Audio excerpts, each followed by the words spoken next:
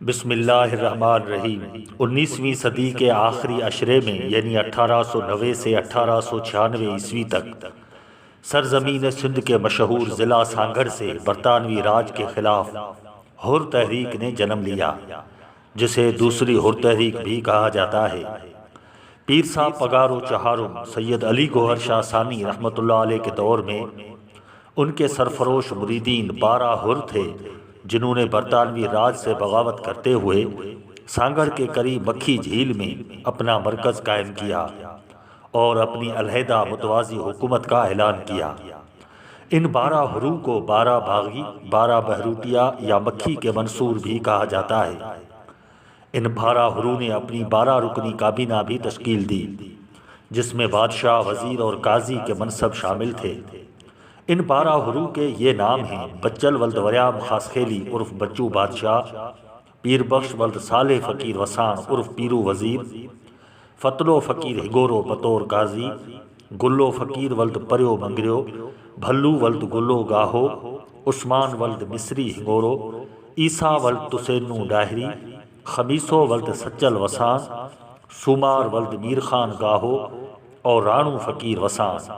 ان 12 ہروں نے انگریز راج میں متعدد گوریلا کارروائیاں کی اور برطانوی مظالم اور ان کے قبضے کے خلاف بغاوت کا علم بلند کیا۔ ان 12 ہروں کی بہادری، سرفروشی اور شجاعت کے داستانوں کی گونج پورے برِ صغیر میں تھی۔ لیوکاس کا لشکر ہو یا جوالا سنگھ کے جودھے، محض ان 12 ہروں نے تاج برطانیہ کو اچھال کر رکھ دیا تھا۔ مکھی کے کچھ منصور سانگھڑ کے قریب یادگار جھوڑو لو کے معرکے میں آخری دم تک لڑتے شہید ہوئے تھے، جبکہ بچو بادشاہ اور عیسیٰ ڈاہری کو گرفتار کر کے قتل کا کیس چلایا گیا اور نومبر 1896 عیسوی میں ان دونوں منصوروں کو سانگھڑ میں پھانسی دے کر ان کی لاشیں گم کر دی گئیں۔ بچو بادشاہ اور عیسیٰ ڈاہری کی اس جدوجہد کو آج 125 برس مکمل ہوئے ہیں۔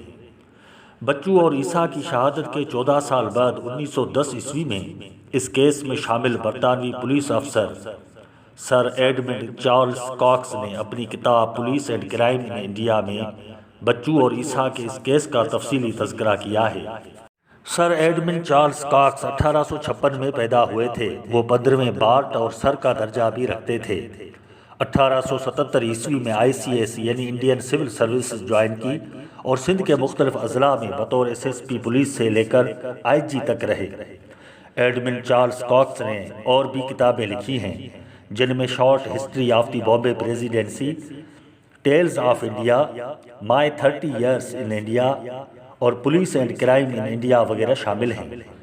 ایڈمنڈ چارلس کاکس کی یہ کتاب police and crime in India 1911 میں پبلش ہوئی، جو 328 صفحات پر مشتمل ہے۔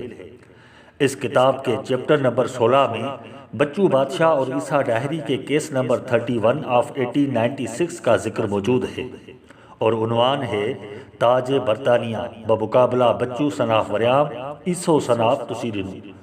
بچو بادشاہ اور عیسیٰ ڈاہری کے اس کیس اور سزائے موت پر 1 اگست 1896 عیسوی کو جج ٹی ہارٹ ڈیوس نے دستخط کیے تھے۔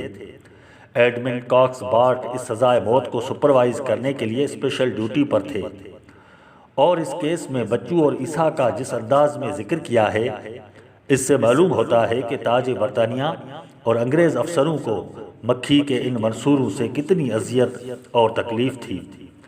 بچو بادشاہ، پیرو وزیر اور ان کے ان باغی ساتھیوں کو انگریزوں نے جس طرح کچلنے اور نام و نشان مٹانے کی کوشش کی، بالکل اسی طرح ان کی بہادری، سرفروشی اور شہادتوں کی داستانیں عوام الناس میں مقبول ہوتی گئیں۔ لوک ادب اور لوک گیتوں کے ذریعے کہانیاں گائی جانے لگیں۔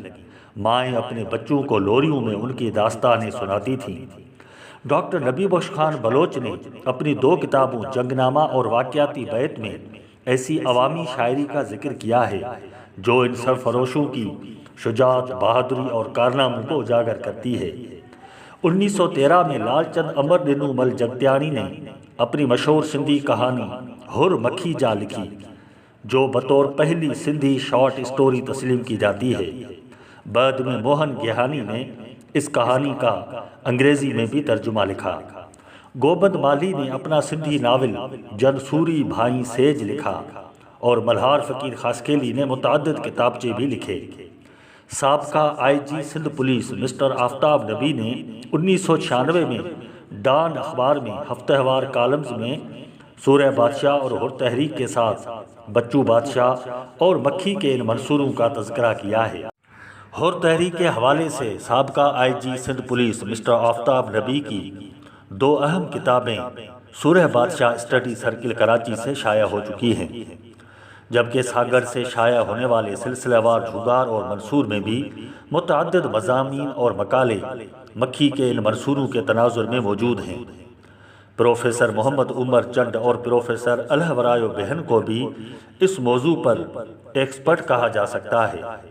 سانگھر کے پروفیسر محمد مبین وسان نے سندھی زبان میں ایک مکمل کتاب بچو بادشاہ اور پیرو وزیر کے نام سے شائع کی۔ حالیہ دنوں میں اس کا اردو ترجمہ ڈاکٹر غفار براہوی نے پیر محمد راشد روزہ دھنی چیئر خیرپور یونیورسٹی سے شائع کیا ہے، اور تاریخ سندھ میں برطانوی راج کے خلاف جدوجہد کرنے والے ان 12 حروں کے حوالے سے تحقیق کا سلسلہ رواں اور دواں ہے۔ بہرحال آزادی کے ان علم برداروں کے حوالے سے فرنگی افسروں کا نقطہ نظر جاننے کے لیے ایڈمن چارلس کاکس کی اس کتاب police and crime in India کا مطالعہ بھی ضروری ہے، جو بچو بادشاہ اور عیسیٰ ڈاہری کی پھانسی کے 14 سال بعد لکھی گئی ہے۔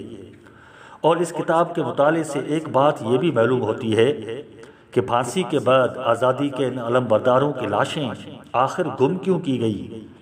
ایڈمن کاکس لکھتے ہیں کہ ان کی لاشیں اگر گم نہ کی جاتی تو لوگ ان کی مزاروں پر مقبرہ یا کوئی یادگار بنا کر ان کو بطور ہیرو پیش کرتا، اس لیے پھانسی کے بعد ان کو سانگھر کے ایک پبلک روڈ پر اس لیے گمنام دفنایا گیا تاکہ لوگ ان پر کوئی یادگار نہ بنا سکیں اور اپنی نسلوں کو ان کے کارنامے اور داستانیں نہ بنا سکیں۔